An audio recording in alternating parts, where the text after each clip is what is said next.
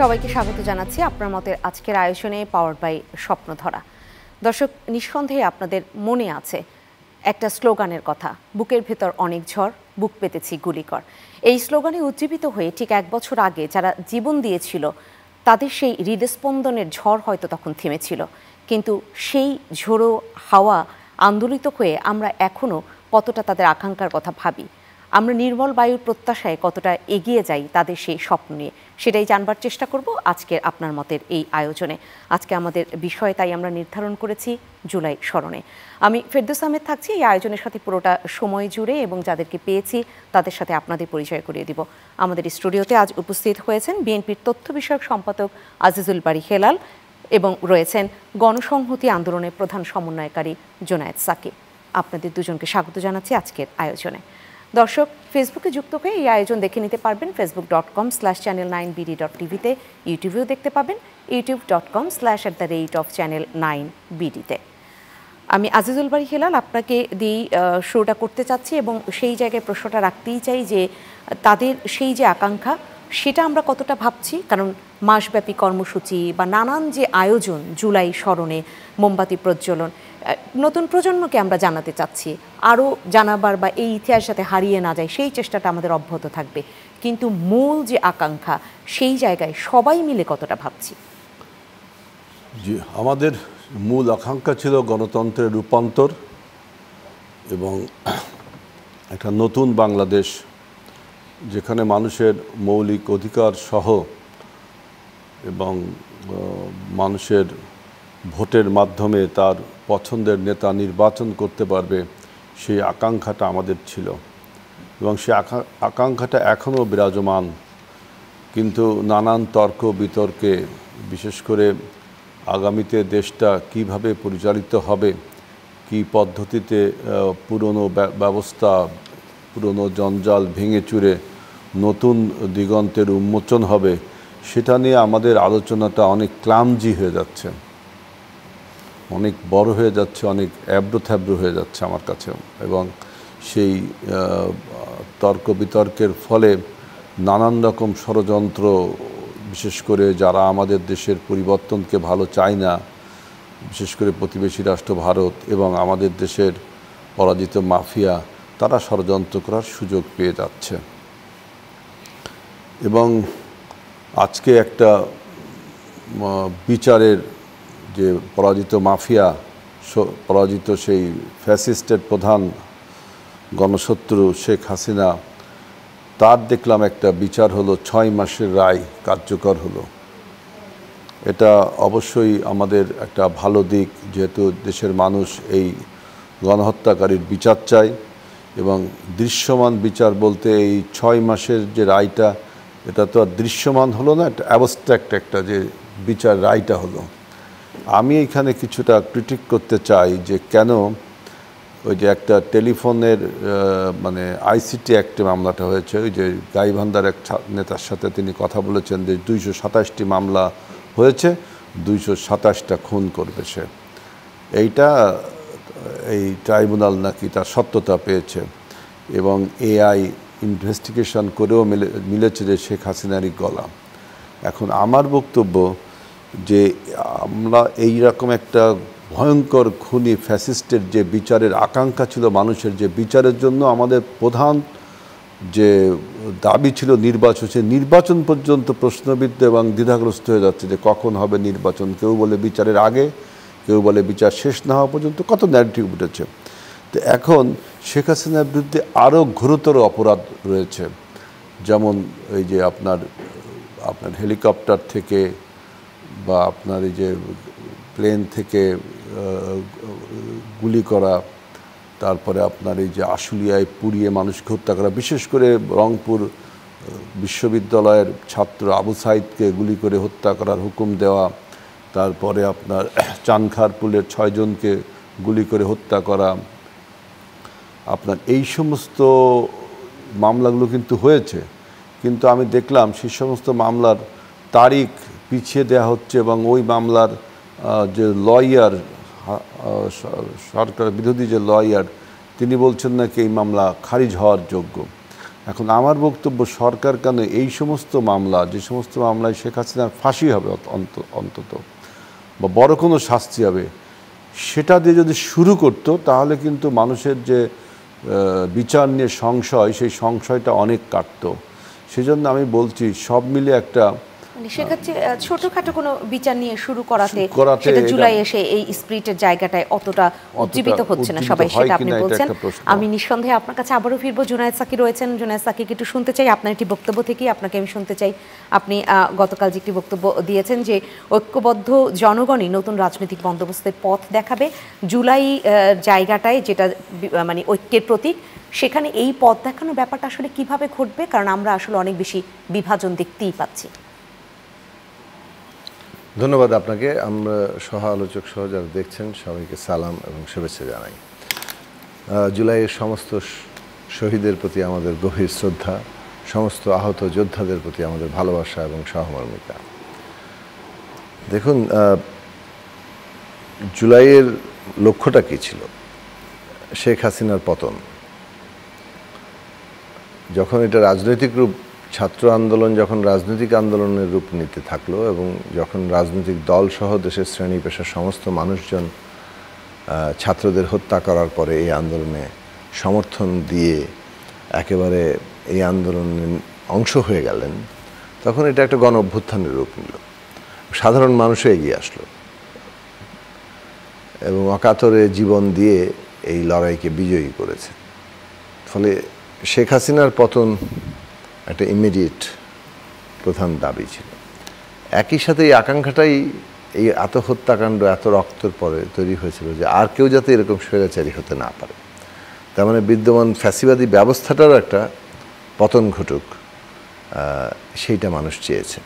হয়তো এটা আমাদের সমষ্টিগত অভিজ্ঞতা থেকে এইরকম একটা জায়গায় এসছে।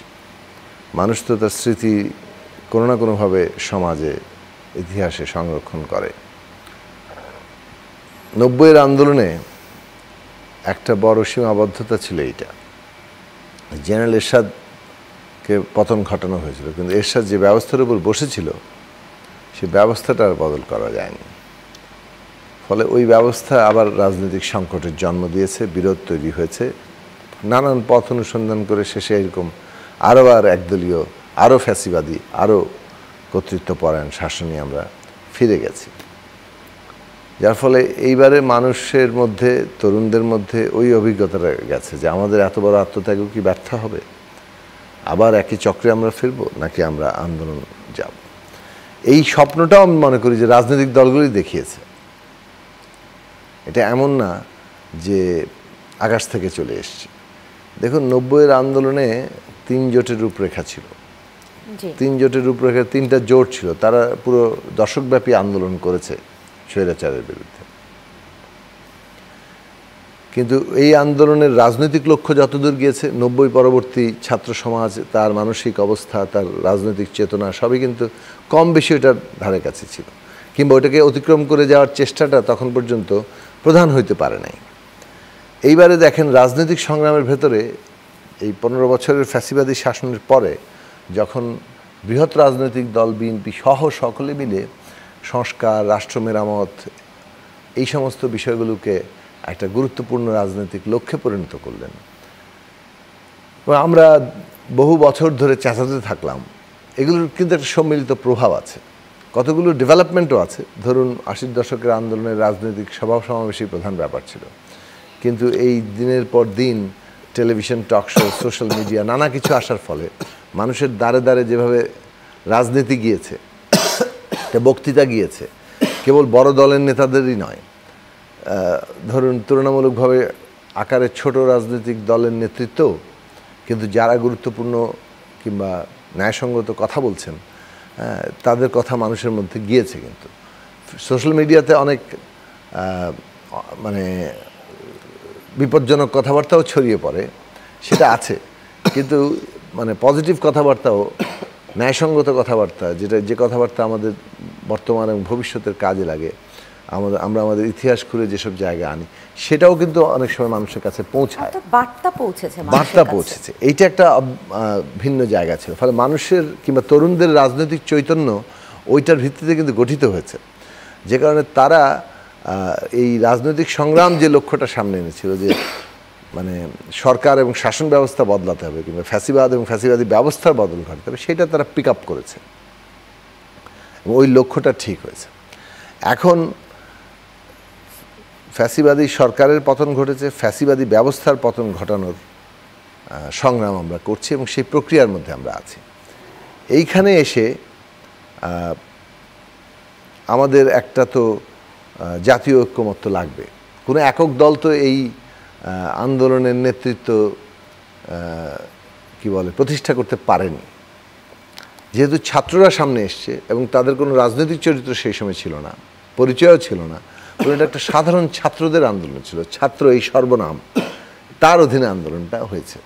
ফলে ছাত্ররা কারা? আমাদের সন্তান, মানে এটা এই যে ডাইরেক্ট কানেকশনটা, ফলে সকল পার্টি, সাধারণ মানুষ সবাই চলে এসেছিল। এর একটা এই কালেকটিভ চরিত্রের কারণে, বৈশিষ্ট্যের কারণে আপনাকে পদ্ধতিগত দিক থেকে এখানে একটা ন্যূনতম সমঝোতা কিংবা ঐক্যের ভিত্তিতে আপনাকে কাজটা এগিয়ে যেতে হবে। কেউ যদি কোনো কিছু চাপিয়ে দিতে চায় যে না আমি যা বলছি তাই মানতে হবে, সেটা কিন্তু বাস্তবত সম্ভব হবে না। তাহলে পদ্ধতিগত জায়গাটা হচ্ছে ন্যূনতম ঐক্য কিংবা সমঝোতা কিংবা যেটাকে বলে কনসেনসাস, এই জায়গাটা তৈরি হতে হবে। এটা হলো একটা পদ্ধতি। একটা শেষ করি, একটা পদ্ধতি যতটুকু কনসেনসাস হবে শেষ পর্যন্ত আলাপ আলোচনা নেগোসিয়েশন চলছে কিন্তু। এবং এটা অনেকে মনে করেছিলেন সব তো লিখিত জমা দিয়ে দেওয়া হয়েছে, এখন যা যা যে কয়টা ঐক্য হয়েছে সেটাও ঘোষণা করে দিল, আর যেগুলো মেলে নাই সেগুলো আরেক পাশে করলেই হয়। আমাদের দিক থেকে এটা ছিল যে হ্যাঁ, যেগুলো মেলে নাই তার মধ্যেও দেখা যায় যে আমরা যদি কথা বলতে শুরু করি আমরা হয়তো কোথাও না কোথাও এসে কিছু পরিমাণে মিলতে পারি। এই ঐকমত্য কমিশনের দ্বিতীয় দফা আলোচনায় দেখা গেল আলাপ আলোচনা একে অপরকে কোনো না কোনোভাবে প্রভাবিত করছে, মানে নানানভাবে এঙ্গেজড হচ্ছে, সমৃদ্ধ হচ্ছে, এবং এর মধ্যে দিয়ে দলগুলো আবার নিজেদের ফোরামে আলোচনা করছে, পারস্পরিক আলোচনা করছে, এবং তার মধ্যে যেগুলো লিখিতভাবে একমত হয় নাই তার মধ্যে এখানে এসে আলাপ আলোচনায় আরও কিছু কিছু জিনিস সবাই ঐক্যবদ্ধভাবে করবে। তাহলে জুলাই ঘোষণাপত্র একটি রাজনৈতিক দল এককভাবে দিবে, এই ধরনের ঘোষণা আপনি আসলে আমার কথাটা ধরতে পারেন। জুলাই ঘোষণাপত্র আর জুলাই সনদ এক জিনিস না। জুলাই সনদ নিঃসন্দেহে এক জিনিস। জুলাই সনদে আমরা আসি, ঘোষণাপত্র জিনিসটা পরে আলোচনা করি। তাহলে জুলাই সনদে দেখা যাচ্ছে যে আমরা আলাপ আলোচনার মধ্যে দিয়ে অনেক দূর এগোচ্ছি। এখানে যতটুকু কনসেনসাস হবে সেটা আমরা গ্রহণ করব জাতীয় সনদ আকারে। যেগুলো পার্থক্য থেকে যাবে সেই মীমাংসা করবে জনগণ নির্বাচনী ম্যানিফেস্টোতে সবাই সবাই। আগেও বলেছি এই যে জায়গাটা এখন এখানে আমাদের চাওয়াটা কি, মানুষ কি চাইবে যে ভাই আপনি কনসেনসাসের কথা বলছেন, তাহলে কি শুধুমাত্র একটা এসে যদি কনসেনসাস হয় তাহলে এটাই কি পদ্ধতি? আমরা প্রত্যেক দলের প্রতি আহ্বান জানাচ্ছি, মানুষের আকাঙ্ক্ষাটা আমাদের পূরণ করার চেষ্টা করা দরকার। মানুষের আকাঙ্ক্ষা কি? ফ্যাসিবাদ ফিরে আসবে না, এইরকম একটি জায়গা নিশ্চিত করার জন্য যে ক্ষমতার ভারসাম্য এবং জবাবদিহি দরকার ততটুকু, অর্থাৎ ক্ষমতার ভারসাম্য তৈরির জন্য যতটুকু অপরিহার্য ততটুকু জায়গায় যাতে আমরা একমত হই, এই প্রসঙ্গটা এখন জনগণের প্রত্যাশা। সেই জায়গাটায় আবার একটা প্রত্যেকটা দলের সামনে চ্যালেঞ্জ আছে, যেটা আমরা গতকালকেও আলোচনা করার চেষ্টা করেছি, যে আমাদের চ্যালেঞ্জটা হচ্ছে এই জায়গায় যে আমরা ঠিক আছে সবাই সব বিষয়ে একমত হয়ে যাবে না, কিন্তু একটা গণতান্ত্রিক ব্যবস্থা, সত্যিকার অর্থে গণতান্ত্রিক ব্যবস্থা যেখানে জবাবদিহি আছে, যেখানে ফ্যাসিবাদ নাই, সেরকম একটা ব্যবস্থা নিশ্চিত করতে ন্যূনতম অপরিহার্য যা সেইটুকু বিষয়ে ঐকমত্য হওয়ার ব্যাপারে প্রত্যেক দলের সামনে চ্যালেঞ্জ আছে। আপনি যতটা মানে সরলীকরণ করছেন, অনেক রাজনৈতিক দলের রাজনৈতিক ব্যক্তিত্ব তারা এসে এতটা সহজে বলছেন না, তারা এর মধ্যে ওই যদি কিন্তু তবে খুঁজে পাচ্ছেন সেই জায়গাটা। আমি কোনো সরলীকরণ করছি না, কারণ সরলীকরণ অন্য জিনিস। যে আমি আপনার কাছে পরে সরলভাবে দেখতে চাইছি। এখানে ব্যাপারটা তো সরলই, যারা প্যাঁচ করবেন জনগণ আশা করি এই সমস্ত প্যাঁচকে বুঝবে, আর প্যাঁচ করে কেউ কোনোদিন সামনে এগোতে পারবে না। সেই জায়গাটা আপনাকে আমি আবারও শুনবো। আজিজুল বারী হেলাল, আপনার কাছে একটু শুনতে চাই, এই ফ্যাসিবাদীর বিরুদ্ধে যে আন্দোলন ছিল, ফ্যাসিবাদী ব্যবস্থার একদম বিলোপ, সেই জন্য সবাই আসলে সংগ্রাম আপনারা করে যাচ্ছেন, কিন্তু তারপরও এই কিন্তুগুলো আসলে কেন থাকে? তাহলে কি ওই যে নূর হোসেনও তো বুকে পিঠে লিখে জীবনটা দিয়েছিল যে স্বৈরাচার নিপাত যাক, গণতন্ত্র মুক্তি পাক, কিন্তু সেই গণতন্ত্র আবার মুখ থুবড়ে পড়েছিল। এই আশঙ্কাটা থেকেই কি আসলে এরকম হচ্ছে কিনা? প্রথমে হলো যে আপনি যে বয়ানটা প্রথমে তুললেন যে ফ্যাসিবাদী ব্যবস্থার বিলোপের জন্য আন্দোলন, এটা অনেকগুলো অনুষঙ্গের একটা অনুষঙ্গ, এটা নো ডাউট, এটা স্বীকার করতেই হয়। কিন্তু এর সাথে আরও অনেক দাবি ছিল মানুষের, যে জুনায়েদ সাকিব ভাই যেটা বললেন, যে প্রধান দাবি ছিল ফ্যাসিবাদের পতন, মানে শেখ হাসিনা, প্রতীকী অর্থে শেখ হাসিনার পতন। তারপরে সে যে সমস্ত ব্যবস্থা তৈরি করেছিল, ইনস্টিটিউশন তৈরি করেছিল, ড্যামেজ করেছিল, ডিমলিশ করেছিল, সেইগুলোকে আবার রিকনস্ট্রাক্ট করা, এইটা, তারপরে আপনার ভোটের ব্যবস্থা করা, সব কিছুই ছিল। এখন যদি আপনি মনে করেন যে এই সবগুলো আপনি তৈরি করবেন এবং সেটা ফাংশন করবে, তারপরে আপনি মনে করবেন যে বাংলাদেশ গণতন্ত্রায়ন হয়েছে। এখন আমার বক্তব্য, এগুলো সব আপনার প্র্যাকটিসের মাধ্যমে হয়। প্র্যাকটিস না করে আপনি একটা থিওরি দিবেন, সেই থিওরিটা ইমপ্লিমেন্ট করতে যায় যে সমস্ত চ্যালেঞ্জের সম্মুখীন হবেন, তখন কিন্তু অনেক কিছু মুখ থুবড়ে পড়বে। এই জন্য প্র্যাকটিসের মধ্যে যেতে হয়। যেমন বলছেন যে 90-এর গণ অভ্যুত্থানের পরে মানুষের আশাভঙ্গ হয়েছিল। আসলে 90-এর গণ অভ্যুত্থানের 3 জোটের যে রূপরেখা ছিল, সেটা কিন্তু একটা ঘোষণাপত্র ছিল। এখানে কিন্তু কোনো ওই যে সাকিব ভাই যেটা বললেন, জুলাই সনদ, জুলাই 4, এই যে এর মধ্যে ঘোষণার মধ্যে চার্টার এবং ঘোষণার মধ্যে পার্থক্য আছে। তো 3 জোটের রূপরেখা ছিল ঘোষণা, এখানে কোনো দল কিন্তু স্বাক্ষর করেছে এমন কোনো নজির আছে কিনা জানি না। সেখানে আমি দেখছি পরে যে ওখানে ছিল কি, মুক্তিযুদ্ধের চেতনা বাস্তবায়ন করা। মুক্তিযুদ্ধের চেতনা আওয়ামী লীগ একাই আপনার ইজারা নিয়েছিল। তারপরে সেখানে সবচেয়ে বড় যে 3 জোটের রূপরেখা যেটা ছিল না, তারপরেও রাজনৈতিক দলগুলো পরিবর্তন করেছিল। দুর্নীতি দমন কমিশন আগে আমাদের ছিল না, ব্যুরো ছিল, সেটাকে আমরা কমিশনের রূপ দিয়েছিলাম। আমাদের দেশে সংসদীয় গণতন্ত্র ছিল না। 3 জোটের রূপরেখাও সংসদীয় গণতন্ত্র করতে হবে তাও বলা ছিল না, কিন্তু সংসদীয় গণতন্ত্র হয়েছিল।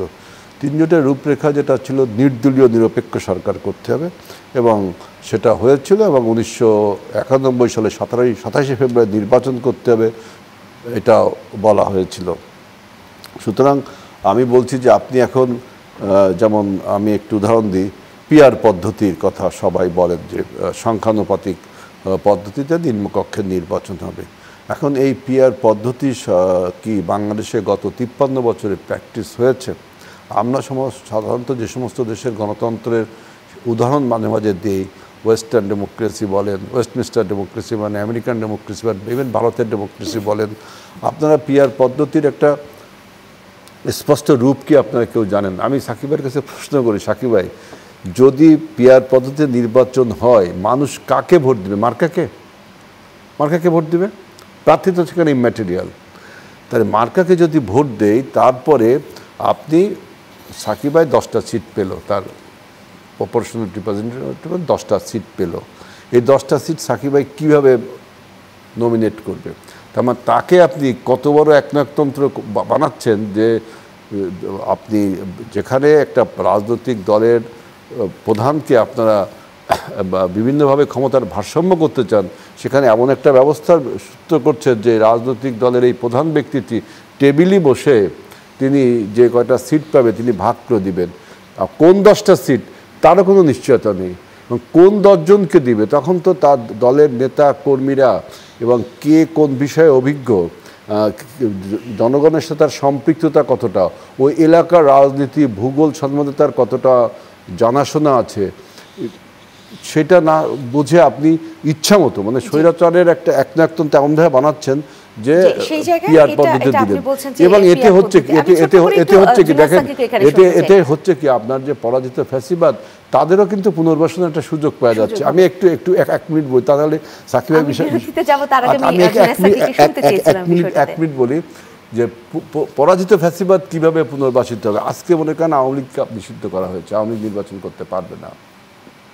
এখন আওয়ামী লীগ যদি, যারা আর কি দোষী আওয়ামী লীগের, তাদেরকে আপনি বিচার টিচার করুন, কিন্তু আওয়ামী লীগের যত নেতা কর্মী, তারা যদি মনে করেন আওয়ামী লীগ দলের নাম পরিবর্তন করে আম জনতা পার্টি এটা নাম দিল, বা খাস জনতা পার্টি এটা নাম দিল, দিয়ে তারা ইলেকশনে অংশগ্রহণ করছে, তারা কিন্তু আমাকে মামলার আসামিও না। এবং মার্কা আপনি নৌকা মার্কা দিবেন না, সে মগ মার্কা ইলেকশন করা শুরু করলো, সে কিছু ভোট পাবে না। তাহলে কি পরাজিত ফ্যাসিবাদকে আপনি পুনর্বাসন করছেন না? সেই জন্য বলছি এই পিআর পদ্ধতি নিয়ে আরও গবেষণা করা উচিত, এবং এটা প্র্যাকটিস করার সময় এই আমাদের দেশে এখন আসছে কিনা, আমাদের এখন এই প্র্যাকটিস করার বিষয়টা এবং অভিজ্ঞতা নেওয়ার সময় নাকি আমাদের যে মূল প্রয়োজন বাংলাদেশের গণতন্ত্র রিএস্টাবলিশ করা, যেটা ভারত এবং পরাজিত শক্তি কোনোভাবে চাচ্ছে না, আমাদের সেটার দিকে লক্ষ্য করা উচিত না। এখন এই গবেষণা অভিজ্ঞতা এই দিকে চলে যাওয়া উচিত।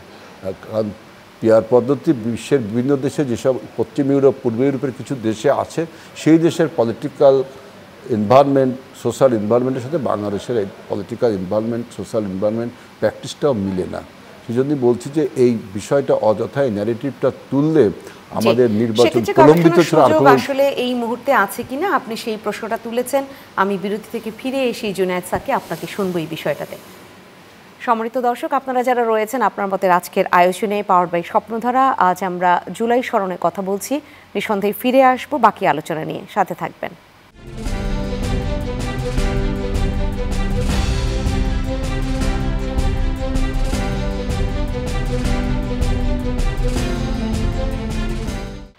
আবারও ফিরে এলাম আপনার মতের আজকের আয়োজনে পাওয়ার বাই স্বপ্নধারা। কথা বলছি জুলাই স্মরণে এই শিরোনামে।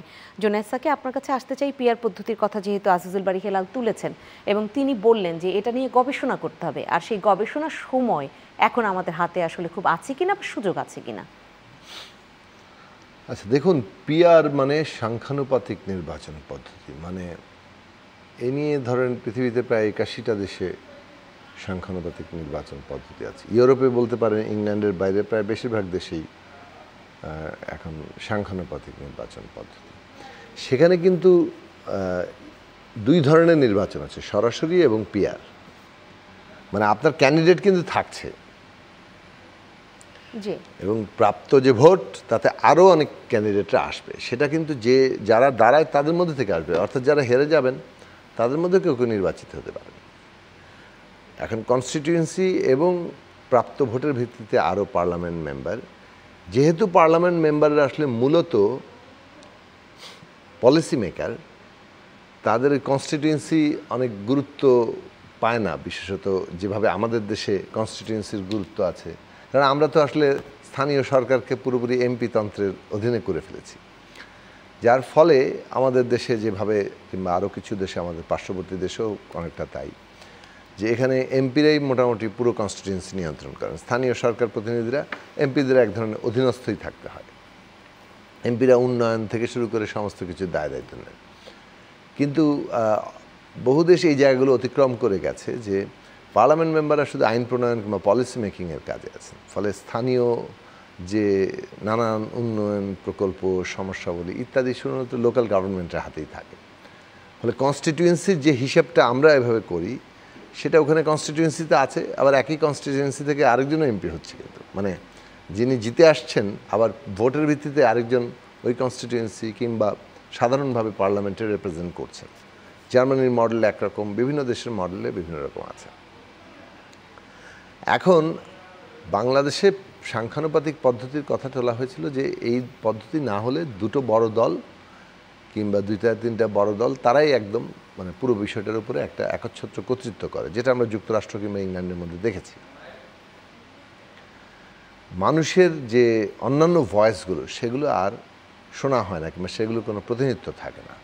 সে কারণে প্রগতিশীল মহল থেকে, বামপন্থী মহল থেকে বলতে পারি, এই সাংখ্যানুপাতিক নির্বাচনের দাবিটা বহুদিন ধরে উঠে আসছে, বছরের পর বছর ধরে ছিল, আগেও ছিল, কিন্তু আগে কখনো গুরুত্ব দেওয়া হয়নি।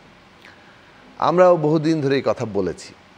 কিন্তু 5ই আগস্টের পরে পরিবর্তিত বাস্তবতায় আমরা যখন 31 দফা প্রণয়ন করতে গেলাম, তখনও পিআর নিয়ে আমরা কিন্তু ঐকমত্য হতে পারিনি। ফলে আমরা সেই পিআর ব্যাপারটাকে আপাতত ঐক্যবদ্ধ একটা কর্মসূচি হিসেবে গ্রহণ করিনি, দলীয় কর্মসূচি হিসেবে রয়ে গেছে। 5ই আগস্টের পরেও কিন্তু এই বাস্তবতাই দেখা গেছে যে পিআর পদ্ধতিটা এই মুহূর্তে একটা ঐক্যবদ্ধ মানে পদ্ধতি হিসেবে সবাই গ্রহণ করছে না। যার ফলে আমাদের দিক থেকে যেমন আমরা প্রস্তাব রেখেছি যে সাংখ্যানুপাতিক নির্বাচন নিয়ে একটা রাজনৈতিক ঐক্যমত্য কিংবা জাতীয় ঐক্যমত্য গড়ে তোলার চেষ্টা করা উচিত, তবে অন্তত পক্ষে উচ্চকক্ষের সাংখ্যানুপাতিক পদ্ধতি এইবারেই চেষ্টা করা উচিত। ব্যাপারটা এরকম, যেহেতু প্রস্তাবনা অনেকে তুললেও ঐকমত্য না থাকার কারণেই বোধ হয়, অথবা বাস্তবতার কোন কোন বিবেচনায় তারা করেছেন এটা তারা হয়তো ভালো বলতে পারবেন, কিন্তু ঐকমত্য কমিশন কিন্তু আমি শেষ করি, এই জায়গায় উপযুক্ত সময় মনে করছে না পিয়ার পদ্ধতির জন্য। বলছি ঐকমত্য হয়নি। আমরা বলছি যেহেতু রাজনৈতিক ঐকমত্য নাই, তাহলে তো এটা আমরা বলতে পারি আমাদের দলের দাবি হিসেবে থাকবে, কিন্তু এই মুহূর্তে এটা এজেন্ডা হিসেবে তৈরি হয়নি। যে কারণে আপনি দেখবেন যে ঐকমত্য কমিশন কিন্তু এটা এজেন্ডা হিসেবে দেয়নি। ঐকমত্য কমিশন এজেন্ডা হিসেবে দিয়েছে উচ্চকক্ষের সংখ্যানুপাতিক প্রতিনিধিত্বের ব্যাপারে। ফলে আমরা যা আলোচনা করছি সেটা উচ্চকক্ষের সংখ্যানুপাতিক। কয়েকটি রাজনৈতিক দল সমাবেশ করে তাদের নিজেদের দলীয় প্রস্তাব তুলেছে, নিম্নকক্ষেও সংখ্যানুপাতিক চায়, কিন্তু এটা ঐকমত্য কমিশনের কোনো প্রস্তাব না। এখন যদি ঐকমত্য কমিশন রাজনৈতিক দলগুলোর দাবির পরিপ্রেক্ষিতে সেটাকে এজেন্ডা করে, that's a different case altogether. মানে এখানে এই মুহূর্তের বাস্তবতা ঐকমত্য কমিশনের রিপোর্টের মধ্যে কোনো নিম্নকক্ষে মানে সংখ্যানুপাতিক পদ্ধতি নির্বাচনের প্রস্তাব নাই। এবার আসি উচ্চকক্ষের ক্ষেত্রে যেটা নিয়ে আলোচনা হচ্ছে, সেটা নিয়ে আমরা কথা বলি। আলোচনা হচ্ছে যে আমরা নিম্নকক্ষ আর উচ্চকক্ষের মধ্যে কেন তৈরি করছি। ধরেন আপনি নিম্নকক্ষে 200 আসন পেলেন, তো উচ্চকক্ষে যদি 100 সিট হয় তাহলে আপনি মানে 3 ভাগের 2 ভাগ প্রায় 66-66টা সিট আপনি পেয়ে যাচ্ছেন। হ্যাঁ, তাহলে আপনি এফেক্টিভলি 67 সিট পাচ্ছেন। এই যে কিংবা 66 হোয়াট এভার, এই যে রেপ্লিকা হয়ে যাচ্ছে, মানে নিচেও যা উপরেও তাই, তাহলে তার উপরে একটা আলাদা করে তৈরি করার কোনো প্রয়োজন নাই। আপনাদের সেখানে প্রস্তাব ছিল যে আপনি নিচে ফার্স্ট পাস্ট দি পোস্ট থাকে, যে 1 ভোট বেশি পাবে সেই জিতবে। 300 আসন হলো, এখন এটা 400 হবে। আচ্ছা, উপরে 100 যে আছে, এটা হচ্ছে আপনি 300 আসনে সরাসরি নির্বাচন করে কিংবা 400 আসনে যদি সরাসরি নির্বাচন দেন, এখানে যে মোট প্রাপ্ত ভোট হবে তার ভিত্তিতে উপরে হবে। তার মানে আপনি যদি ধরেন বিএনপি যত আসনে জিতুক, এই ব্যাখ্যা আপনারা এত অসংখ্যবার দিয়েছেন যে আমার মনে হয় সাধারণ দর্শকরা এখন এটা বুঝতে পারে। এটা পার্থক্যটা একটু শেষ করে নিচ্ছি। হ্যাঁ হ্যাঁ হ্যাঁ, 400টা এখানে সরাসরি হবে সিদ্ধান্ত হয়নি, অর্থাৎ নারী আসন 100 সেটা সরাসরি হবে কিনা এই ব্যাপারে সিদ্ধান্ত হয়নি। ধরে নিলাম আচ্ছা 300 যেহেতু সিদ্ধান্ত আছে 300ই হবে। আচ্ছা, 300 আসনে সরাসরি নির্বাচন হলে বিএনপি অথবা যে কোনো দল যত % ভোট পাবে, কেউ যদি 40% ভোট পায় তাহলে উপরে যে তার 40টা সিট হচ্ছে। তাহলে আপনি উপরের জায়গায় একটা মানে ডিফারেন্ট চিত্র পাচ্ছেন, নিচে আর উপরে এক না। 2, উপরের আর কি কি আলোচনা হতে হবে। উপরে যদি কিছুই আলোচনা না হয়, অর্থাৎ কেউ আলোচনা হলো কিন্তু কোনো কিছুই যদি উপরের ক্ষমতা না থাকে, তাহলে তো এটা হলো না। যে প্রস্তাবটা করা হয়েছে যে সংবিধান সংশোধন, অন্যান্য সকল সাধারণ বিল উপরে একটা নির্দিষ্ট সময়ে আলোচনা হবে, 2 মাস প্রস্তাব করা হয়েছে। 2 মাসের মধ্যে আলাপ আলোচনার পরে উপরে যদি পাস নাও করে, এটা ফেরত চলে যাবে নিম্নকক্ষে, আর নিম্নকক্ষ এটাকে পাস করবে। সুতরাং এটার উপরে ওই অর্থে সাধারণ বিল পাস করার কোনো ওই অর্থে এখতিয়ার তাদের নাই। তারা বিলের উপরে আলোচনা করতে পারে, এই বিলের প্রভাবটা যতটা পড়বে সেইটা। জুলাই স্মরণে এটা আমার আজকের প্রসঙ্গ, আমি একটু সেখানে আসতে চাই এবং নিঃসন্দেহে এগুলো এইগুলো যদি জুলাইয়ের আলোচনা না হয় তা আলোচনা কোনটা বলেন? আমি বলেছি সেটা অবশ্যই এটা আচ্ছা, যেটা নিয়ে আপনি তুললেন কিন্তু আমি কোনো পরিষ্কার করতে পারলাম না এই জিনিসটা, মানে আমাকে 1 মিনিট সময় দেন, পরের আলোচনায় আর আমি আলোচনা করব। আপনি তাহলে পরবর্তীতে এসে আরো একটু যদি স্পষ্ট করতে চান করবেন। আমি আজিজুল বারী হেলাল আপনাকে একটু শুনতে চাই। এবং আমি জুনায়েদ সাকিকে এই প্রশ্ন করেছিলাম যে জুলাই ঘোষণাপত্র, এবং সেই জায়গাটা প্রশ্নটা আমার এটা ছিল, জুলাই চার্টার এবং জুলাই ঘোষণাপত্র একীভূত করবার চেষ্টা আমি করিনি, কিন্তু ঘোষণাপত্র যেহেতু গণ অভ্যুত্থান সবার সম্মিলিত একটি প্রচেষ্টা ছিল, তাহলে ঘোষণাপত্র তো সবার মাধ্যমে আসা উচিত, সেটা একটি রাজনৈতিক দল দিতে পারে কিনা। এটা তো এনসিপি যেটা বলছে যে সরকার যদি না দেয় সে নিজেই দিয়ে দেবে, তাই তো সেটা এনসিপির ঘোষণাপত্র হবে বা এনসিপির চার্টার হবে, তাই না? জুলাই ঘোষণাপত্র যেটা কি, এটা তো আমার মনে হয় কিছু commitment to the people for the building the Bangladesh and how to pilot the country, how to run the country, এগুলো হলো আপনার কমিটমেন্ট, আমরা কীভাবে দেশটা চালাতে চাই। এখন এনসিপি যখন রাজনৈতিক দল তো এখনও হয়ে ওঠেনি, যখনও তারা একটা সামাজিক শক্তি ছিল, তখন তারা হঠাৎ রাত্রেবেলা যমুনার সামনে যে বলল যে জুলাই ঘোষণাপত্র দিতে চায়।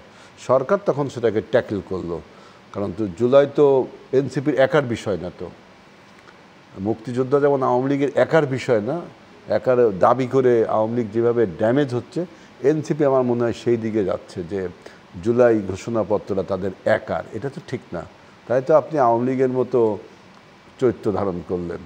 কারণ আপনার কোটা আন্দোলন থেকে যে আন্দোলন সারা দেশে ছড়িয়ে পড়েছে, গণ অভ্যুত্থানে রূপ নিয়েছে, সেই আন্দোলনে সারা বাংলাদেশের মানুষ শরিক হলো। আপনি একা এখন আওয়ামী লীগের মতো মুক্তি দাবি করবেন, এটা তো হয় না, এটা হাস্যকর হবে। এটা এখন কথিত জুলাই চার্টার বা জুলাই ডিক্লারেশন, দুই নামই হোক, কিন্তু এটা তো সর্বদলীয় একটা ঐক্যমত দরকার।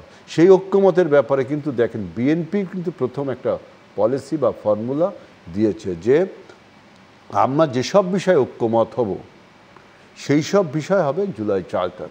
যেসব বিষয়ে ঐক্যমত হব না, সাকিব ভাই বলেছে সে সময়, সেই সব বিষয় আমরা পিপুলসের ম্যান্ডেটের উপর ছেড়ে দেবো। আমাদের নির্বাচনী ম্যানিফেস্টোয় থাকবে পিপল উইল জাজ কোনটা কি হবে। কারণ সমস্ত ঘোষণাপত্র এখন যদি সাকিব ভাই বলে যে বাংলাদেশ হবে আপনার সে ফর এক্সাম্পল ধর্মনিরপেক্ষ একটা ব্যবস্থা, বলতেই পারে তিনি, আমি তো এটার সাথে একমত হব না, তাহলে ওইটা আপনার ঘোষণাপত্রে আসে কী করে? আসতে পারে, ঐক্যমত্য হলো না, তখন এটা ম্যানিফেস্টোয় যাবে। আপনার নির্বাচনী জনগণ যদি মনে করে তাহলে এটা আপনার, আমি যদি ভোট বেশি পাই, ম্যান্ডেট বেশি পাই, তখন জুলাই চার্টারের সাথেও এটা যোগ হইতে পারে। যেমন আমরা বলেছি যে রাষ্ট্রীয় মূলনীতির ব্যাপারে এই ঐক্যমত সরকার কমিশন বলেছে যে সাম্য, মানবিক মর্যাদা, ন্যায় বিচার, এর সাথে আপনার ধর্মীয় মূল্যবোধ, তারপর ধর্মীয় স্বাধীনতা, আরও কি এই বহুত্ববাদে বাদ দেখে কি দিচ্ছে না, এটাকে আমরা বলছি এটা থাকবে। যদি আমরা ম্যান্ডেট পাই তাহলে আমাদের যে পঞ্চম সংশোধিত 4টে মূল সেটাও থাকবে। আমরা জুলাই চার্টারটা মানে একমত হওয়া যাবে না, সেগুলো ম্যানিফেস্টোতে থাকবে এবং সেখান থেকে জুলাই চার্টার পরে বিএনপি কিন্তু কর্ডিয়াল, এবং বিএনপি প্রথম এই পলিসিটা দেয়, এইভাবে আমরা সবাইকে ঐক্য করতে পারি। জি দর্শক, আপনারা যারা রয়েছেন আপনার মতের আয়োজনে পাওয়ার্ড বাই স্বপ্নধারা, আমরা একটা বিরতি নিচ্ছি, একটু পরেই ফিরছি, সাথে থাকবেন। আবারও ফিরে এলাম আজকের আপনার মতের আয়োজনে পাওয়ার্ড বাই স্বপ্নধারা। কথা হচ্ছে জুলাই স্মরণে এই শিরোনামে। জুনায়েদ সাকি, আপনি এর আগে পিআর পদ্ধতি নিয়ে কথা বলছিলেন, আপনি পুরোটা স্পষ্ট করতে পারেননি, সেটা আমি শুনতে চাই। আপনারও সময় কম আর কোথাওই সময় পাওয়া যায় না, ফলে অনেক ক্ষেত্রে এই বিষয়গুলো উপলব্ধি ঠিকঠাক মতো না করে কিংবা যথাযথভাবে মানে এই বিষয়গুলো কি সেটা সম্পর্কে ধারণা না নিয়েই অনেক কথাবার্তা অনেক সময় হচ্ছে, যার ফলে সত্যের থেকে বাস্তব যেটা নিয়ে আলোচনা হওয়ার কথা সেটা থেকে অনেক সময় অনেকে দূরে থেকেই কমেন্ট করছেন। যাই হোক, এখানে মূল জিনিসটা যেটা চাওয়া হয়েছে সেটা হচ্ছে যে উচ্চকক্ষ তৈরি হবে, 100 আসনের তৈরি হবে, সেখানে নিম্নকক্ষের নির্বাচনের মোট প্রাপ্ত ভোটের প্রতিনিধিত্বটা ঠিক হবে। বাংলা ভাষা বুঝলে বুঝেন, না বুঝলে আর কী করতে পারবো। তাহলে মোট প্রাপ্ত ভোটে উচ্চকক্ষে তৈরি হলে একটা পার্থক্য তৈরি হয়, আর সেইখানে সংবিধান সংশোধনের মতো বিষয়টি 2 কক্ষেই পাশ করতে হবে। তবে প্রশ্ন উঠেছে যে যদি মোট প্রাপ্ত ভোটের ভিত্তিতে হয় তাহলে উচ্চকক্ষে সংবিধান সংশোধনের জন্য 2/3 পাওয়া কোনো দলের পক্ষে সম্ভব হবে না। সেক্ষেত্রে সংবিধান সংশোধন একটা বড় ধরনের আটকে পড়ার মতো জায়গায় যাবে। কারো কারো আগ্রহ হতে সেটাই যে বিরোধী দলকে নিয়েই সংবিধান সংশোধন করেন, কারণ সংবিধান সংশোধনের অনেকগুলো অভিজ্ঞতা আছে, বাকশাল, ত্রয়োদশ সংশোধনী বাতিল, অর্থাৎ যেগুলো জনগণের সম্মতি নেই কিন্তু এসে বড় বড় কনসেনসাসকে বাতিল করে দেওয়া হলো। তো সেই জায়গা থেকে একটা মোটামুটি কম্প্রোমাইজ না বলেন একটা মানে বাস্তবসম্মত একটা করা হলো যে নিম্নকক্ষে 2/3 লাগবে সংবিধান সংশোধন করতে, উচ্চকক্ষে সিম্পল মেজরিটি হলেই হবে। অন্যদিকে ন্যূনতম 1% ভোট না পেলে আপনি উচ্চকক্ষে প্রতিনিধিত্ব পাচ্ছেন না। এই সব মিলিয়ে যে বাস্তবতাটা আছে এটা উচ্চকক্ষকে একটা কার্যকর প্রতিষ্ঠানে পরিণত করবে, এর গুরুত্বটা তৈরি করবে। নাহলে উচ্চকক্ষ একটা খামোখা জিনিস হলো যে আপনি বিরাট একটা খরচ করে কতগুলো আলোচনা করার জন্য কিছু লোককে জায়গা দিলেন।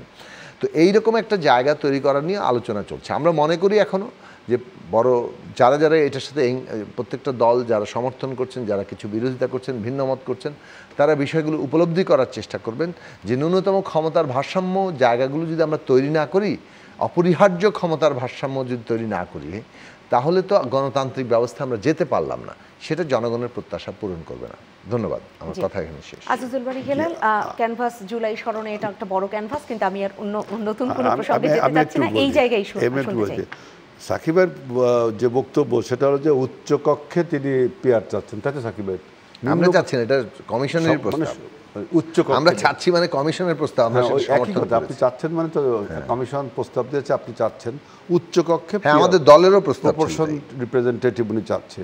আমরা বলেছি যে নিম্নকক্ষের আসন ভিত্তিতে এটা উচ্চ কক্ষে যাবে, সেটাকে উনি বলছে যে তাই তো নিম্নকক্ষ উচ্চকক্ষ রেপ্লিকা হয়ে গেল, একই রকম হয়ে গেল, তাই না?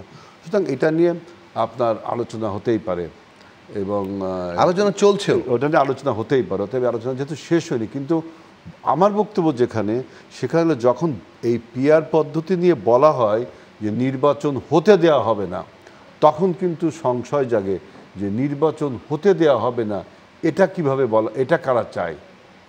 দেশবিরোধী শক্তিরা চায় যে নির্বাচনটা তো ইম্পর্টেন্ট, নো ডাউট।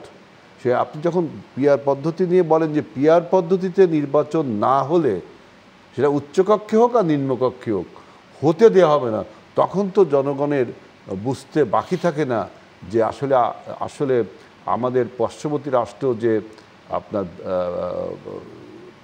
আমাদের যে পরিবর্তনকে ভালোভাবে নেয়নি, মাফিয়ারা যে নির্বাচন হতে দেবে না, পার্শ্ববর্তী রাষ্ট্র যে হতে দেবে না, তাহলে তো তাদের সুর মিলে যায়, কথা সুর মিলে যায়। হ্যাঁ, এবার এই পয়েন্টে আমি ওনার সাথে একটু যুক্ত করব যে এটা অত্যন্ত মানে একটা বিপজ্জনক জায়গা। আমরা যেসব প্রশ্নে ঐকমত্য হব সেটা ঐকমত্য হব, যদি কোনো প্রশ্নে ঐকমত্য না হয় সেটা নিয়ে জনগণের কাছে যান, জনগণকে বুঝিয়ে নির্বাচনে জয়লাভ করেন।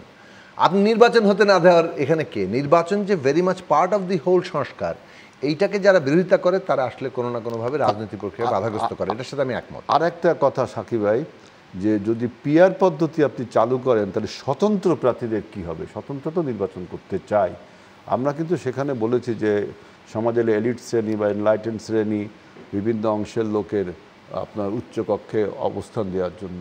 এখন আপনি যে পদ্ধতিতে বলছেন স্বতন্ত্র প্রার্থীদের কি হবে? সময় আছে, সেক্ষেত্রে আপনি যে প্রশ্নটা তুলেছেন জোনায়েদ সাকি, যদি তার উত্তর দিতেন শুনে শেষ করতে হবে। দেখুন, উচ্চকক্ষে এমনিতেই স্বতন্ত্র আসন ভিত্তিক হলেও কিন্তু স্বতন্ত্রের কোনো মানে কি বলে প্রতিনিধিত্বের সুযোগ নাই। স্বতন্ত্র প্রার্থী নিম্নকক্ষে দাঁড়াবেন এবং নিম্নকক্ষের পিআর ব্যবস্থাতেও স্বতন্ত্র দাঁড়াতে পারবেন যদি হয় কখনো, সেটা আমরা এখন আলোচনার বিষয় না। উচ্চকক্ষে যখন পিআরের কথা বলা হচ্ছে, আসন ভিত্তিকও যদি হয়, মানে মহিলা আসনে কি স্বতন্ত্র কোনো কাজ করে? কাজ করে না। কেন করে না? কারণ হচ্ছে যে আপনি দলীয় প্রতিনিধিত্বকারী মহিলা আসন ঠিক হয়েছে এতদিন পর্যন্ত। ঠিক ওইভাবে আসন ভিত্তিক আপনি যখন বলছেন 100 জন ঠিক হবে যেসব দলের প্রতিনিধিত্ব আছে। স্বতন্ত্র যদি 5 জনও হয়, ওই 5 জনের আলাদা করে স্বতন্ত্রের কোনো প্রতিনিধি হবে না।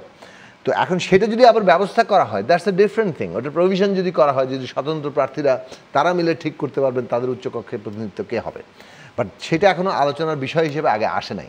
প্রথমত আসছে যে এটা স্ট্রাকচারটা কী হবে, উপরের প্রতিনিধিত্বটা কীভাবে, দলগুলোর প্রতিনিধিত্বটা উপরে থাকবে, স্বতন্ত্রের প্রতিনিধিত্ব রাখা হবে কি হবে না এটা এখনও এজেন্ডাভুক্ত হয় নাই, সেটা কোনো সমস্যার জায়গা। তার মানে স্বতন্ত্রের প্রিভিলেজ দিচ্ছেন না আলোচনা স্বতন্ত্র প্রিভিলেজ তো আপনি নারী আসনে দেন না। শেষ করব, আমি ছোট্ট করে এইটুকু একটু জানতে চাই, তারা কি কোরাম গঠন করতে পারবে কিনা সেটা প্রস্তাব এখনো আসেনি, আসলে স্পষ্ট হবে। আজকে শেষ করতে হচ্ছে।